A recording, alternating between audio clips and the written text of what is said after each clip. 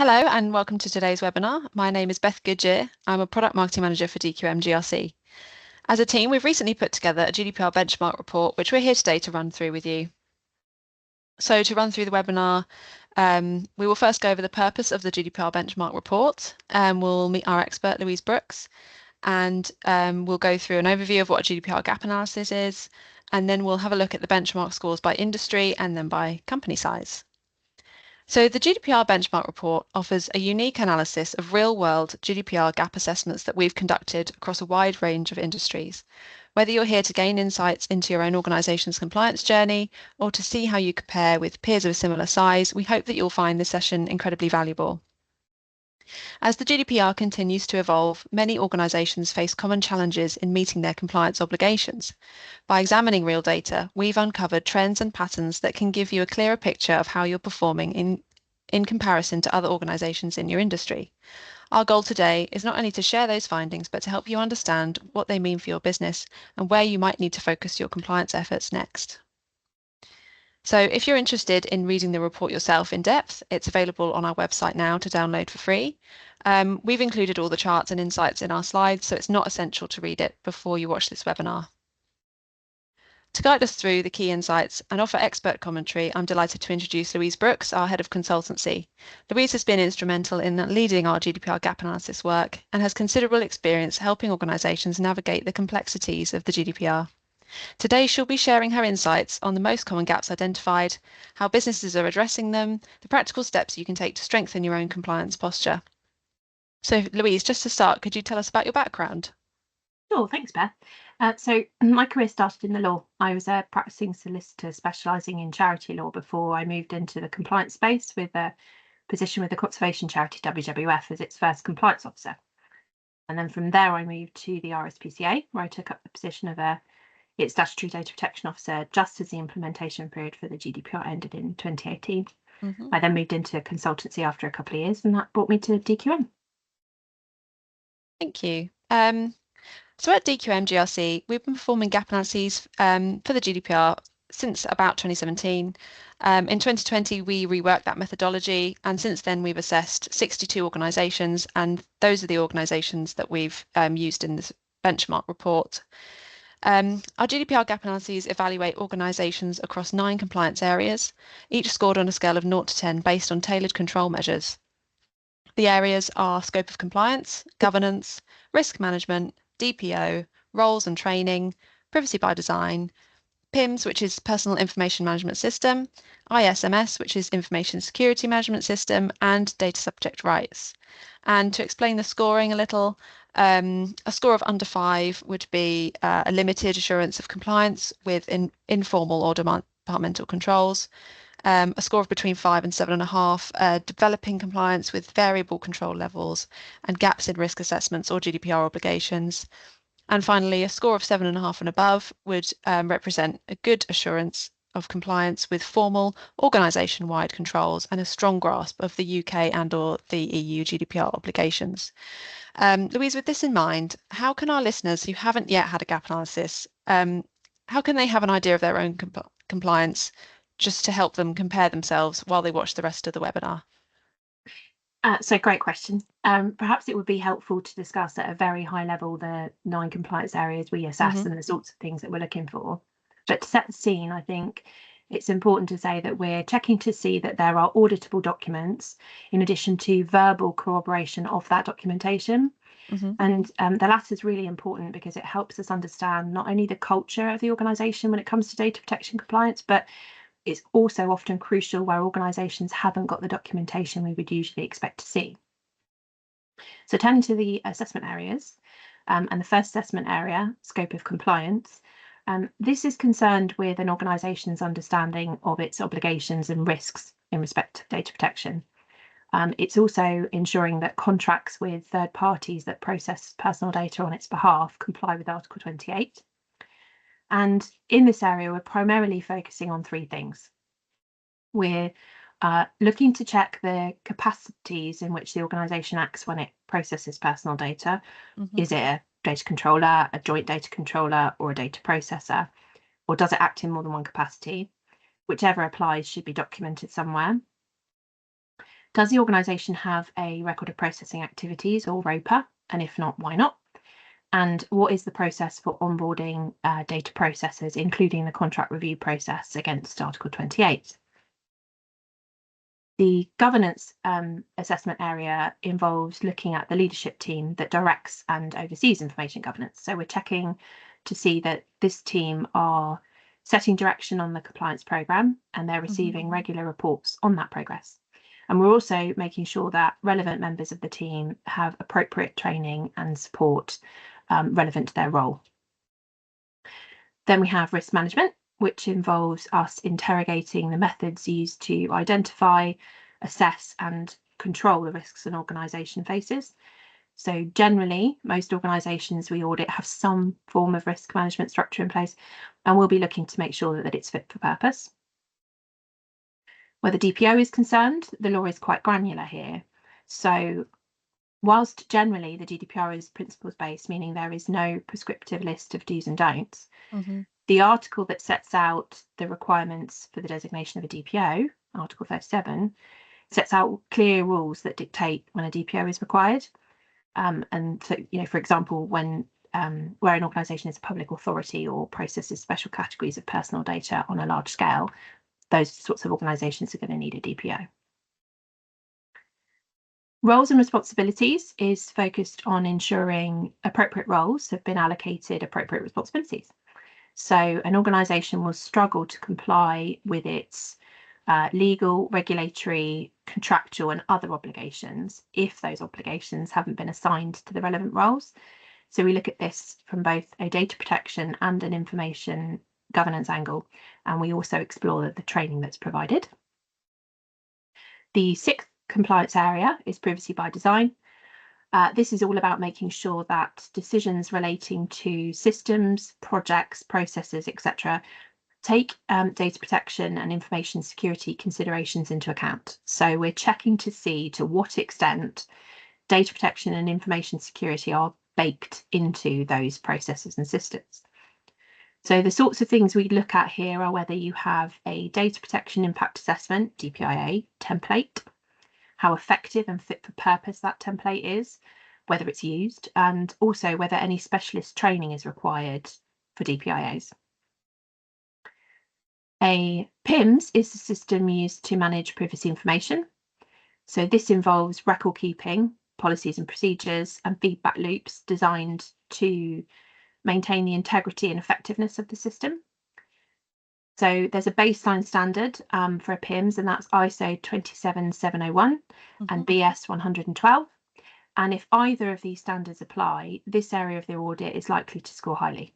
But these won't be appropriate for all organisations. And if that's the case, if you don't have compliance with either of those standards, we'll be checking, for example, the process for maintaining records and keeping them up to date, and the organisation's incident management process.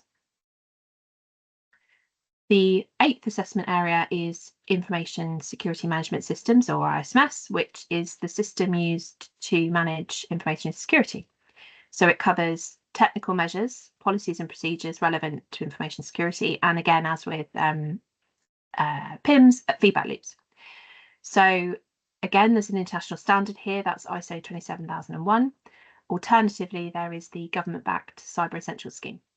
So here we're concerned with things like access control, operational security, and how any mobile or remote working is handled from an information security perspective. And then finally, we've got rights-related subjects, and that's concerned with reviewing the privacy information the organisation provides to individuals, ensuring that rights requests are identified and handled appropriately, that a lawful basis of processing is identified for each processing activity, and that all the requirements of that basis are met. And finally, we look at the process used to inform individuals about a personal data breach and where that might be appropriate.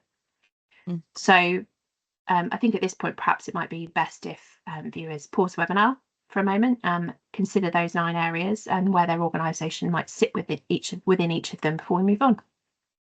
Thank you, Louise. So it sounds like the DPO is probably the simplest area of assessment there, because you either need one or you don't, and the role's filled or it's not. Would that be right?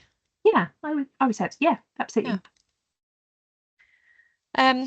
So to start going through these benchmark scores, we'll begin with the overall benchmark, which is across all industries, organisation sizes and compliance areas. And this came out at 5.3. You mentioned this in the report, Louise, but this score is quite low for the overall benchmark. Could you expand on why you think the organisations are scoring quite low overall? Yeah, so to begin with, I'm generally surprised the score isn't higher, if I'm honest, because we're 6 years down the line now, and I would expect organisations to have fully implemented the GDPR. But perhaps I'm too much of an optimist. But that aside, for those organisations that want to do the right thing but are struggling, I think we just have to acknowledge that those organisations are likely to have many different priorities, and sometimes something has to give. It might not be possible to recruit the resource needed at the moment, or there might be strategic ambitions that derail compliance programs. But there are also organisations out there that willfully choose not to comply, to be honest, and they might do that with or without fully risk assessing their exposure for GDPR infringements. But then there are the organisations that fall between those two camps. So those that have a vague idea that they have compliance obligations in respect to personal data, but they don't know where to start, or they've done a bit and they get overwhelmed. And we could argue these organisations want to do the right thing, but they're sort of putting their head in the sand about taking the steps forward to build on and or improve their compliance framework. Thank you, Louise. And the highest scores for compliance by area were DPO and ISMS. Why do you think these areas have scored particularly well? And is this likely to be, with our listeners, is it likely to be reflected in their organisations as well? So, as we've been saying about the DPO, where that position is concerned, the law sets out clear rules that dictate when a DPO is required, and I can see that in practice it's perhaps more of like a checklist for organisations to follow than other aspects of the GDPR. Where ISMS is concerned, I think this speaks to the increase of and perpetual threat of cybersecurity incidents. So hackers and cyber criminals are indiscriminate in their targets. Then they're really prolific these days, with the media frequently reporting about their activities. And I think this heightened state of awareness is forcing the hand of many organisations to prioritise their information security management systems, because they're aware the risk of a threat materialising in this area is perhaps more likely now than it's ever been before. So kind of what we were saying earlier about the DPO kind of being a slightly more simpler compliance area, but then also, like you say, about cybersecurity, that kind of makes sense why that would be the second highest score. Topical. So we'll have a look at the industries now. For ease, we're going to go through the industries based alphabetically, starting with construction. And on this chart, construction is represented by the pink bars and the benchmark is represented by the black bars. And you can see here that the sector slightly underperforms against the benchmark. Louise, what are your thoughts on why this would be for construction? So the majority of the companies we audited in this sector undertook work to implement the GDPR in 2017 and 2018, but had done little since to either review or improve their compliance position. And generally speaking, this is quite normal for us to see, I think. But where this sector is concerned, because these companies primarily work with other companies, the volume and type of personal data they're processing is limited. Personal data is limited to basic contact details, and the data subjects whose information is processed are employees or business contacts in the organisation they work with. So whilst that doesn't mean their compliance obligations are any less than an organisation that, say, engages directly with the public, it does perhaps influence the risk model. And so by that I mean, if you're engaging with thousands of people, maybe selling products to them directly or often communicating with them, the chances of you getting your compliance wrong and someone complaining about it are higher. I suspect the business to business data protection complaints for the organisations we audited were lower. Therefore, there was less of an incentive to prioritise data protection compliance. So our findings here on the whole demonstrated that whilst there were significant gaps in the documentation, the training or the general awareness of data protection compliance was pretty good. And that leads me to speculatively wonder if there's something in the way these organisations are regulated more generally too. And so by that I mean the construction industry is bound by several compliance obligations, and because of that I wonder if the culture of compliance is better, such that where issues, whether they're suspected or actual, are discovered, they are raised and dealt with. Thank you. And we'll move on to energy. This sector hugely underperforms against the benchmark for roles, responsibilities and training, scope of compliance and rights of the data subject. I suppose the energy sector is quite well regulated. They're no strangers to compliance processes, kind of how you mentioned with construction as well. Why do you think this sector only performs to benchmark in these specific areas? So the organisations audited in this sector are customer focused. So I think this explains why they have a better than benchmark result in this area. I think their customer services teams will have a strong foundation on which to build up rights request processes. With that being said, I think it's worth looking at a couple of assessment areas in more detail. So taking scope of compliance first, as I mentioned previously, this assessment area is concerned with an organisation's understanding of its obligations and risks in respect of data protection. And I think we can surmise that this sector is likely to either have access to internal lawyers or the financial resources to secure external support. And that being the case, these organisations have greater access to specialist advice that will be able to help them articulate and understand the extent of their obligations. And whether or not they go on to try and discharge those obligations, there is another matter. But I think this is reflected in the overall score for the sector, which sits below benchmark at 3.5. And then as for roles, responsibilities and training, the very nature of these organisations as corporates lends them to clear lines of reporting, which I think goes hand in hand with understanding roles and responsibilities. The training aspect is likely because this sector will have had other compliance obligations that needs to train its staff on, so it'll have a suite of materials that would have been procured covering all of those areas. So it sounds like because they'll have, like you say, they'll have access to in-house lawyers. It kind of sounds like they're dealing with strictly what they think they need to deal with as a priority. Perhaps. So another heavily regulated industry up next. We've got the finance sector, and I was surprised to see them underperforming the benchmark. I kind of would associate the finance sector with being heavily regulated, but also have the budget to, invest heavily. I appreciate they're not underperforming as much as the other sectors we've seen so far. But do you have an understanding of why they're underperforming? So my assumption here is that it's about competing priorities. So sectors that are overseen by multiple regulators and have several compliance obligations to consider are going to need to balance those competing priorities. So if we think about the potential financial and reputational repercussions of breaching rules regulated by the Financial Conduct Authority, these are likely to be more detrimental to an organisation in the finance sector than a GDPR violation. And I think prioritising other regulatory requirements over data protection in the sector is evidenced in the scores for privacy by design, PIMs, and roles and responsibilities and training. What I can also see in the results is a higher than benchmark score in relation to the rights of data subjects. And I think this might be a mitigation, so against the lower scores in other areas.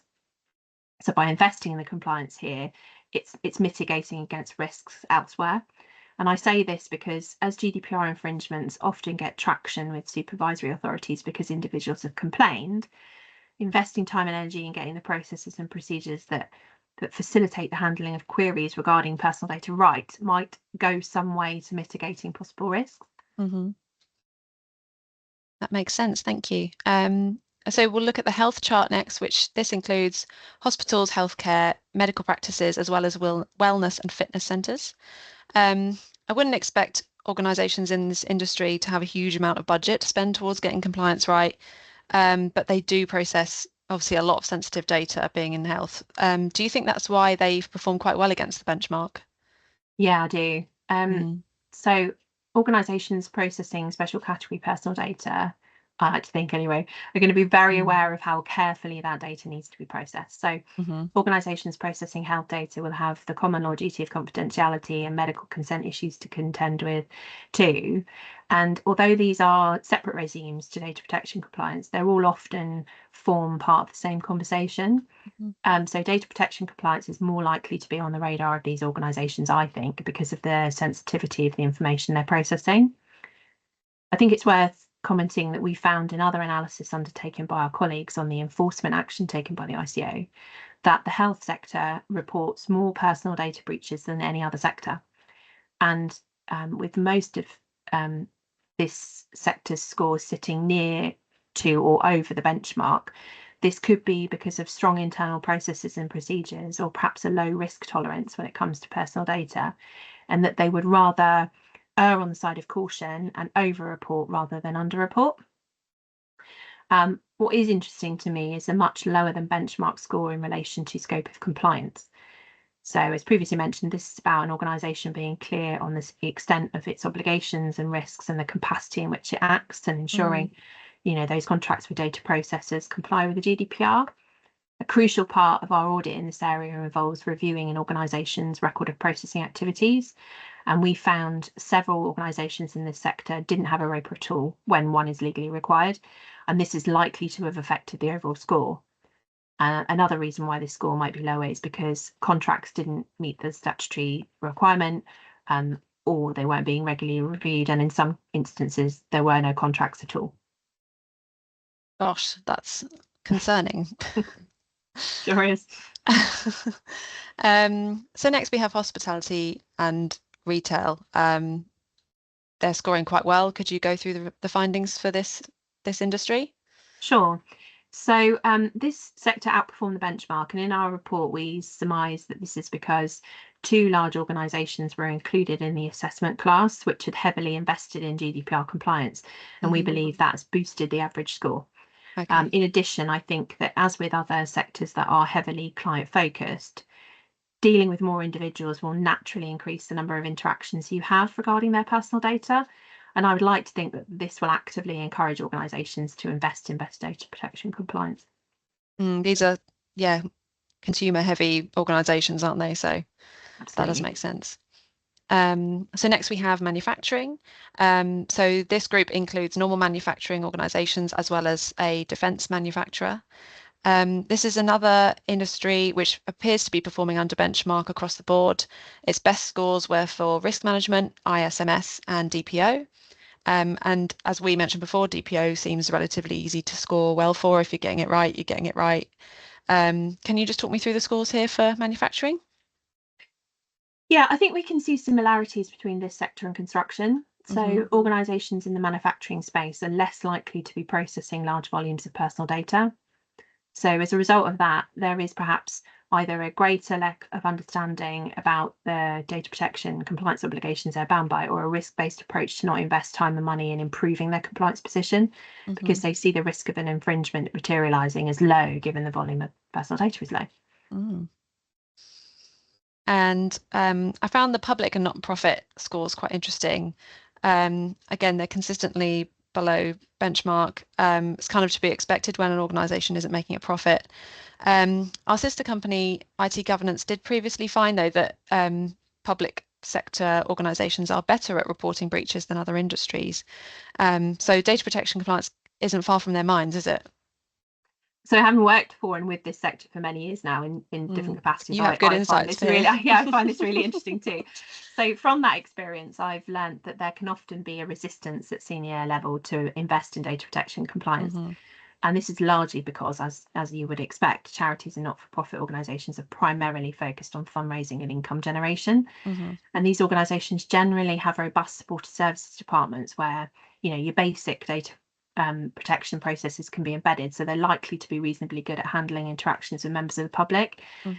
However, when it comes to embedding things like privacy by design, in my experience, I find there's often pushback, primarily from fundraising and marketing teams, because they see things like data protection impact assessments and change management processes as being time restrictive. They want to be agile, and they think these processes will hold them back. But this is generally, I find, an assumption based on either a lack of training or because the processes aren't bespoke to the organisation. They're simply boilerplate generic policies and procedures, and it's so crucial for any process to be effective that it's fit for purpose for the organisation's needs. It's also surprising to me that the score is quite as low as it is, considering the ICO investigation into the sector between 2015 and 2017, where the regulator was primarily focusing on the sector's direct marketing practices. So at that time, a number of monetary penalty notices were issued against several high-profile charities, and I would have hoped this would have encouraged more charities and non-profits to invest in their data protection compliance. Having said that, anecdotally, some charities I've worked with since have expressed the view that the ICO are now unlikely to be focusing on this sector with regard to enforcement, implying that because the sector has been fined once, it won't be fined again. But I fear that's a bit naive. Yeah, that's a concerning outlook, isn't it? I mean, the investigation you mentioned between 2015 and 2017, maybe to them that seems quite long ago. We're in 2024 now. But like you say, it doesn't mean they're not going to come back looking. It really doesn't. So our final industry to have a look at is technology. Not surprised to see them overperforming the benchmark here. I feel like they'll have quite a lot of profit in technology. They'll have a lot of money to invest. What assumptions can you make about the technology sector's overall compliance score here? So I've reviewed the audit reports for the organisations in this sector, and the majority have a legal obligation to appoint a DPO. Not only that, the majority have either outsourced the requirement or appointed an individual to only discharge that role rather than it being an add-on to another role. Okay. So with that context in mind, and because the role is statutory and has clear tasks assigned to it, set out in the GDPR, it tells us that the skill set of the DPO is likely to be higher. They're more likely to be clear about the remit of their role and the legal requirements of the GDPR. And the organisation will have named individuals to rely on to further a compliance programme, all of which I think has the potential to greatly improve the organisation's overall compliance score. What was the reason, do you know, why the majority of these particular organisations were required to have a DPO? Do you know off the top of your head? I don't, I'm afraid. I'd have to look back at the reports. So can you, thinking back to, obviously, like you say, you've read through a lot of the reports just to prepare for this. So can you remember any particularly good examples of compliance practices from the audits that you've conducted? Yeah, absolutely, I can. A couple of clients in particular stand out for me. So one is in the wellness and fitness services space, and they had made the strategic decision to invest in developing the technology it needs in-house rather than outsourcing it to third parties. And they made that decision because they really understood the value and sensitivity of the personal data they process, and they wanted to protect it by limiting the possible touch points where something might go wrong. And then another client I was particularly impressed with had an in-house data protection lead, but they opted to keep a data protection consultancy on retainer for that individual so that they had an objective third party they could turn to bounce ideas off or double check their reasonings for decisions made.